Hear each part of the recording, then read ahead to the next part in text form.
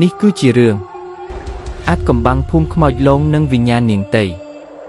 កាលពីជាង30ឆ្នាំមុននៅតំបន់ដាច់ស្រយាលមួយដែលព័ទ្ធជុំវិញដោយព្រៃជ្រៅនិងបឹងធំមួយមានភូមិមួយឈ្មោះថាភូមិពាំងជើងព្រៃ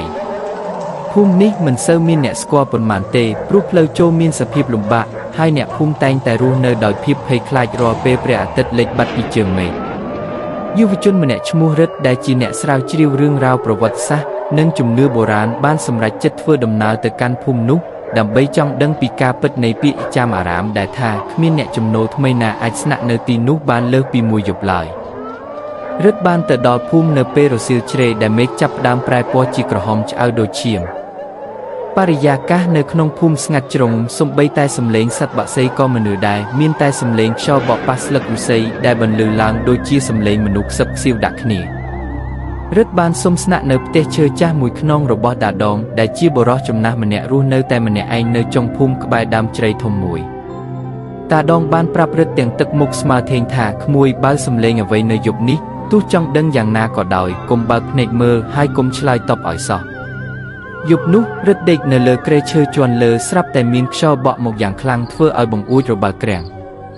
រិទ្ធងើបទៅបិទបង្អួចប៉ុន្តែភ្នែករបស់គេស្រាប់តែប្រទះឃើញស្រមោលស្មួយនៅក្រោមដើមជ្រៃស្រមោលនោះជាស្រីម្នាក់ស្លៀកឈុតសក់វែងអន្លាយបាំងមុខជិតនាងកំពុងអង្គុយលើមែកឈើរួចយកជើងចុះឡើងរិទ្ធភ័យខ្លាំងពេកក៏ប្រញាប់ត្រឡប់មកដេកវិញហើយគ្រប់ភួយចិត្តក្បាលមិនយូរប៉ុន្មានគេសំឡេងជើងមនុស្សដើរឡើងជណ្ដើរយឺតក្រត់ក្រត់សំឡេងនោះមកឈប់នៅមុខទ្វារបន្ទប់របស់គេ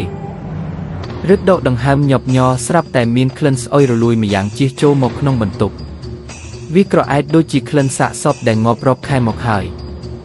ភ្លាមនោះគេមានអារម្មណ៍ថាគ្រែឈើដែលគេកំពុងដេកចាប់ផ្ដើមយោទៅមកតិចរួចក៏មានទម្ងន់ធ្ងន់ម្យ៉ាងសង្កត់ពីលើជើងរបស់គេព្យាយាមមិនបើកភ្នែកតាមសម្ដីតាដងប៉ុន្តែសំឡេងខ្សឹបមួយបានបន្លឺឡើងក្បែរត្រចៀកគេថាបងមើលមកខ្ញុំផងខ្ញុំត្រជាក់ណាស់សំឡេងនោះគឺស្រទន់តែត្រជាក់ដល់ឆ្អឹងខ្នងរិទ្ធទ្រាំលែងបានក៏បើកភ្នែកមើលស្រាប់តែឃើញមុខស្រីម្នាក់នៅចម្ងាយតែមួយចំអាមពីមុខរបស់គេមុខរបស់នាងរលេះរលួយមានដង្កូវវាចេញពីប្រហោងភ្នែកហើយមាត់របស់នាងហាមិនជិតដោយសារសាច់ក្គាមដាច់ចេញពីគ្នារិទ្ធស្ទុះក្រោកឡើងរត់ចុះទៅជាន់ក្រោមទាំងភិតភ័យបំផុតប៉ុន្តែនៅពេលដែលគេចុះទៅដល់ក្រោមផ្ទះគេឃើញតាដងកំពុងអង្គុយបូជាធូបនៅមុខរូបថតស្រីម្នាក់ដែលមើលទៅដូចជានាងតីកានៅរស់តាដងងាកមកទាំងទឹកភ្នែករួចប្រាប់ថានាងជាកូនស្រីតានាងស្លាប់ដោយសារចង់សម្លាប់ខ្លួននៅដើមជ្រៃនោះព្រោះតែសង្សារបោះបង់ចោលហើយវិញ្ញាណនាងមិនព្រមទៅណាឡើយនាងតែងតែរង់ចាំអ្នកមកជំនួសកន្លែងនាងរំពេចនោះស្រមោលនាងតីក៏លេចឡើងនៅពីក្រោយខ្នងតាដងរួចយកដៃដាច់រលាត់របស់នាងមកចាប់ស្មារបស់រិទ្ធរត់ចេញពីផ្ទះនោះទាំងមិនងាកក្រោយគេរត់កាត់ព្រៃទាំងយប់រហូតដល់ភ្លឺទើបដឹងខ្លួនថានៅកណ្ដាលវាលស្មៅមួយដ៏ធំឆ្ងាយពីភូមិចាប់តាំងពីពេលនោះមករិទ្ធលែងហ៊ានធ្វើដំណើរទៅណាឆ្ងាយនៅពេលយប់ទៀតហើយរាល់ពេលដែលគេនៅម្នាក់ឯងក្នុងបន្ទប់ងងឹតគេតែងតែមានអារម្មណ៍ថាមានក្លិនស្អុយរលួយនោះតាមជាប់ខ្លួនគេជានិច្ចដូចជានាងតីនៅតែដើរតាមពីក្រោយគេគ្រប់ជំហានអីចឹងរឿងរ៉ាវនេះនៅតែជាអាថ៌កំបាំងក្នុងភូមិពាំងជើងព្រៃដែលអ្នកភូមិតែងតែប្រាប់កូនចៅថាបើមិនចង់ជួបនាងតីទេកុំដើរកាត់ដើមជ្រៃធំនោះនៅពេលអាធ្រាត្រឲ្យសោះព្រោះវិញ្ញាណនាងនៅតែរង់ចាំអ្នកមកជំនួសកន្លែងជានិច្ចបន្ទាប់ពីរិទ្ធបានរត់ចេញពីផ្ទះឈើចាស់នោះទាំងប្រលឹងចុងសក់គេស្មានថាខ្លួនឯងបានរួចផុតពីគ្រោះថ្នាក់ហើយប៉ុន្តែធៀបពិតវានៅមិនទាន់ចប់ត្រឹមនេះឡើយនៅពេលដែលរិទ្ធរត់កាត់វាលស្មៅដ៏ធំវឹងល្វើយក្បែរមាត់ត្រពាំងជើងព្រៃដែលទឹកមានពណ៌ខ្មៅងឹតដូចទឹកលាងសាកសពស្រាប់តែមានអាប់ត្រជាក់ម្យ៉ាងបក់មកគ្រប់ដណ្ដប់ជុំវិញខ្លួនគេរិទ្ធឈប់ដកដង្ហើមហត់ញាប់ញ័រភ្នែកសម្លឹងទៅមុខឃើញមានពន្លឺភ្លើងចង្គៀងផ្លុំនៅចម្ងាយប្រហែល100ម៉ែត្រគេគិតក្នុងចិត្តថាប្រហែលជាមានអ្នកភូមិផ្ទៃទៀតដែលគេអាចសុំជំនួយបានរិទ្ធប្រឹងរត់ទៅរកពន្លឺនោះប៉ុន្តែនៅពេលដែលគេទៅជិតដល់ស្រាប់តែពន្លឺនោះរលត់បាត់ទៅវិញភ្លាមហើយសំឡេងសាច់ឆ្អឹករបស់ស្រីម្នាក់បានបន្លឺឡើងពីក្រោយខ្នងរបស់គេរិទ្ធងាកក្រោយទាំងញ័រខ្លួនស្រាប់តែឃើញស្រមោលនាងតីកំពុងអន្តែតខ្ពស់ពីលើដីដៃរបស់នាងដែលរលេះរលួយមិញនេះបែរជាប្រៃជាវែងអន្លាយដូចមែកឈើ ព្យាយាមលូកមកចាប់ករបស់គេរឹតដួលសន្លប់បាត់ស្មារតីនៅមាត់ត្រពាំងនោះលុះព្រឹកឡើងរឹតភ្ញាក់ដឹងខ្លួនវិញនៅក្នុងវត្តមួយដែលនៅក្បែរនោះដោយមានលោកតាអាចារ្យម្នាក់កំពុងសូត្រមន្តស្រោចទឹកឲ្យលោកតាអាចារ្យឲ្យបានប្រាប់រឹតថាក្មួយឲ្យនាងទេមិនមែនគ្រាន់តែជាខ្មោចចុងធម្មតាទេនាងគឺជាវិញ្ញាណដែលត្រូវបានគេសម្លាប់ដោយអំពើអាបធ្មប់កាលពីជំនាន់មុនដើម្បីយកមកធ្វើជាអ្នកយាមកម្មទ្រព្យសម្បត្តិមហាសាលនៅក្រោមដើមជ្រៃនោះរឹតបានដឹងការពិតដ៏រន្ធត់ថាតាដងដែលគេបានជួបកាលពីយប់មិញតាមពិតបានស្លាប់បាត់ទៅហើយតាំងពី10ឆ្នាំមុនប៉ុន្តែវិញ្ញាណរបស់គាត់ត្រូវនាងទេបង្ខំឲ្យនៅបម្រើនិងតាក់ទាញមនុស្សថ្មីឲ្យមកស្នាក់នៅដើម្បីយកធ្វើជាចំណីឬជាអ្នកជំនួសកន្លែងយាមទ្រព្យរឹតមិនអស់ចិត្តក៏ត្រឡប់ទៅមើលផ្ទះឈើនោះវិញជាមួយអ្នកភូមិប៉ុន្តែអ្វីដែលគេឃើញគឺគ្រាន់តែជាគំនរឈើពុកផុយដែលដុះស្លាយពេញនិងមានគ្រោងឆ្អឹងមនុស្សម្នាក់អង្គុយនៅក្រោមផ្ទះនោះដែលមើលទៅដូចជាដាដងគ្មានខុសខណៈដែលរឹតកំពុងពិនិត្យមើលគំនរឈើនោះគេស្រាប់តែប្រទះឃើញកន្សែងជូតមុខរបស់គេដែលបានជ្រុះកាលពីយប់មិញកំពុងចងជាប់នឹងមែកដើមជ្រៃខ្ពស់ផុតពីដីរឹតមានអារម្មណ៍ត្រជាក់ស្រេបដល់ឆ្អឹងក្នុងម្ដងទៀត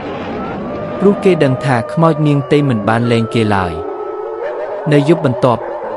ទោះបីជារឹតបានត្រឡប់មកដល់ផ្ទះរបស់គេនៅក្នុងក្រុងវិញក៏ដោយ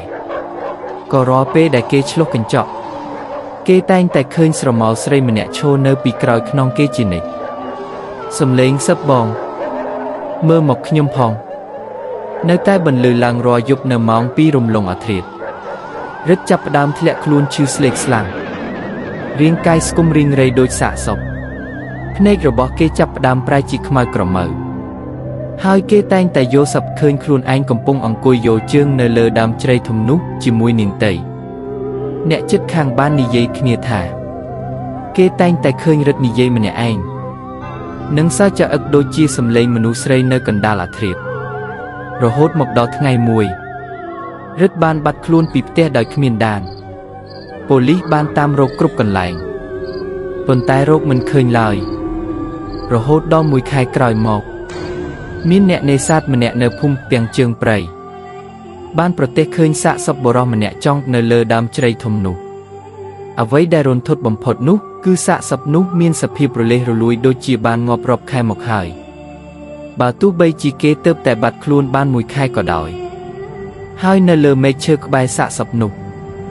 មានសរសេរអក្សរឈាមមួយជួរថាទីបំផុតបងមកនៅជាមួយខ្ញុំហើយមកទល់សពថ្ងៃនេះអ្នកភូមិនៅតែនិយាយថាបើអ្នកធ្វើដំណើរឆ្លងកាត់ផ្លូវនោះហើយយឺសំឡេងស្រីសើចឬធំក្លិនស្អុយរលួយសូមកុំងាកក្រោយឲ្យសោះព្រោះរឹតនិងនាងតីកំពុងតែអង្គុយនៅលើមែកឈើរងចាំអ្នកធ្វើដំណើរម្នាក់ទៀតមកជំនួសកន្លែងយាមទ្រព្យរបស់ពួកគេជាបន្តទៀតព្រៃនោះក៏ចាប់ផ្ដើមដុះក្រាស់ទៅហើយផ្ទះឈើដែលបាក់បែកនោះក៏បានបាត់រូបរាងទៅក្នុងព្រៃជ្រៅតែគ្មានអ្នកណាហ៊ានជន់ក្បែរទៀតឡើយមូលហេតុដែលធ្វើឲ្យវិញ្ញាណនាងតីក្លាយជាវិញ្ញាណដែលសាហាវនិងមិនអាចចាប់ជាតិបានបែបនេះគឺមានជាប់ពាក់ព័ន្ធនឹងអំពើអាបធ្មប់ដ៏ខ្មៅងងឹតបំផុតកាលពីសម័យដើមម្ចាស់ដីនៅតំបន់នោះគឺជាសេដ្ឋីម្នាក់ដែលលោភលន់ខ្លាំងណាស់មុនពេលគាត់ស្លាប់គាត់ខ្លាចក្រែងទ្រព្យសម្បត្តិមហាសាលរួមមានមាសដុំនិងគ្រឿងអលង្ការដែលគាត់កប់ទុកក្នុងដីត្រូវអ្នកភូមិលួចយកសេដ្ឋីនោះបានទៅរកគ្រូមន្តអាគមម្នាក់ដើម្បីធ្វើពិធីសម្លាប់មនុស្សយកមកយាមទ្រព្យហើយអ្នកដែលត្រូវគេរើសយកមកធ្វើជាយិងបូជានោះគឺគ្មានអ្នកណាក្រៅពីតីដែលជាក្មេងស្រីកំព្រានិងមានរូបសម្រស់ស្អាតដាច់គេក្នុងភូមិនោះឡើយនាងតីត្រូវបានគេបញ្ឆោតឲ្យទៅមាត់ត្រពាំងនៅយប់អធ្រាត្ររួចគ្រូមន្តអាគមនោះបានសូត្រមន្តចងអាត្មានាងទាំងរូបគេបានយកដៃគោដែលដកចេញពីក្តាររំឈូសខ្មោចតៃហោងមកបុកជាប់នឹងថ្ងាសរបស់នាងដើម្បីបង្ខាំងវិញ្ញាណនាងមិនឲ្យចេញពីកន្លែងនោះបានឈាមរបស់នាងទេបានស្រក់ចុះលើដីត្រង់កន្លែងដែលកប់មាសរួចគេក៏ដាំដើមជ្រៃពីលើកន្លែងនោះតែម្ដងចាប់តាំងពីថ្ងៃនោះមកវិញ្ញាណរបស់នាងមិនមែនគ្រាន់តែជាខ្មោចធម្មតាទេប៉ុន្តែជាខ្មោចតៃហោងយាមទ្រព្យដែលរស់នៅដោយការជិះចាប់និងគំនុំ ត្រឡប់មកនិយាយពីវិញ្ញាណរបស់រិទ្ធតែទើបតែស្លាប់ទៅវិញបន្ទាប់ពីរិទ្ធបានក្លាយជាខ្មោចចុងនៅដើមជ្រៃនោះគេមិនបានស្លាប់ទៅដោយស្ងប់ចិត្តឡើយ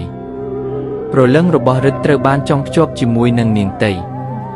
ដោយសារមន្តអាគមដែលនាងបានសូត្រខ្សឹបដាក់ត្រចៀកគេកាលពីយប់នោះអ្នកភូមិម្នាក់ឈ្មោះពូសនតែជាអ្នកកាប់អុសធ្លាប់បានលួចចូលទៅក្បែរដើមជ្រៃនោះនៅពេលប្រឡប់គាត់បានឃើញទិដ្ឋភាពដ៏រន្ធត់មួយគឺគេឃើញសាក់សប្រិតនិងនាងតីអង្គុយទោក្នុងគ្នាលើមែកឈើរិទ្ធមិនមែនជារិទ្ធដែលស្លូតបូតទៀតទេភ្នែករបស់គេឡើងក្រហមឆ្អៅហើយដៃរបស់គេកាន់កាំបិតចិត្តបន្លែមួយយ៉ាងមុតដែលគេប្រើសម្រាប់អាសាច់ខ្លួនឯងម្ដងបន្តិចឲ្យស្រក់ឈាមចុះទៅក្នុងត្រពាំងដើម្បីហៅត្រីមកស៊ីសាច់ដែលធ្លាក់ចុះទៅនោះអ្វីដែលរិទ្ធតែខ្លាចជាងនេះទៅទៀតគឺទ្រព្យសម្បត្តិនៅក្រោមដើមជ្រៃនោះចាប់ផ្ដើមបញ្ចេញពន្លឺពណ៌ខៀវព្រឿងនៅរាល់យប់ថ្ងៃសេលអ្នកភូមិដែលលោភលន់មួយចំនួនព្យាយាមលួចចូលទៅជីកដីនៅទីនោះប៉ុន្តែគ្មានអ្នកណាម្នាក់បានត្រឡប់មកវិញដោយមានជីវិតឡើយអ្នកខ្លះត្រូវគេឃើញដេកស្លាប់ទាំងភ្នែកនៅបើកខ្លួន